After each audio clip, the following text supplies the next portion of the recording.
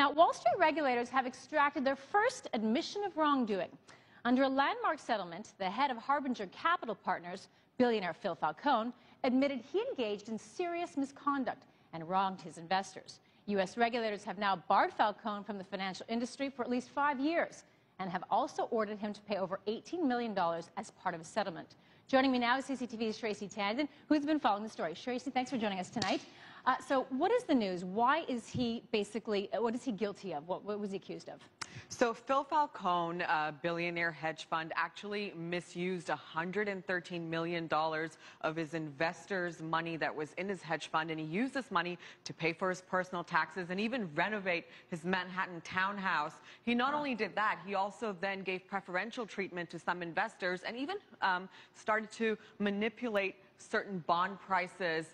Currently, his hedge fund has around $3 billion, is valued at $3 billion, but at its peak, the hedge fund is actually valued at $26 billion. Karina, in July, he tried to negotiate a much laxer deal with the SEC. He said that he wanted 2 years of being barred from the hedge fund industry, and then he wasn't going to admit to any wrongdoing. The SEC chairman, Mary Jo White, was having none of this and said that he had to be given a stricter penalty, which is now what we're seeing. He's being banned from the hedge fund industry for 5 years.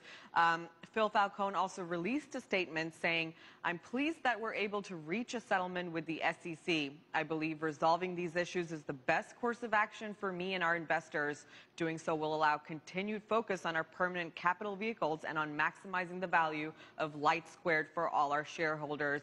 LightSquared is his broadband network, which he currently gets to keep. Okay, so obviously he's giving it a positive spin right now, but the fact of the matter is that he had to admit to something that most people who are charged with some of the crimes do not admit to with the SEC. This obviously was not his choice. Can you tell us sort of what is the story behind that? This was certainly not his choice. In fact, this was the decision of the SEC's new chairman, Mary Jo White. Mary Jo White, Karina, her previous background is that she is a federal prosecutor, so she is very used to playing hardball, and that's what we're seeing here today. So she's essentially adopted this new policy whereby she's saying that, you know, it's time that Wall Street steps up to the plate, takes accountability, and takes responsibility for their actions. Given the 2008 financial crisis, I think a lot of people in the market and investors, especially those that were misled or defrauded, really were just looking for not only just market regulation, but also for accountability. And so this popular support for this less forgiving stance has given the White House a mandate to push for this forward. And the White House is making it known that there's a new sheriff in town, and that is Mary Jo White. All right, a new sheriff in town as of April of this year. Tracy, thank you so much for joining us.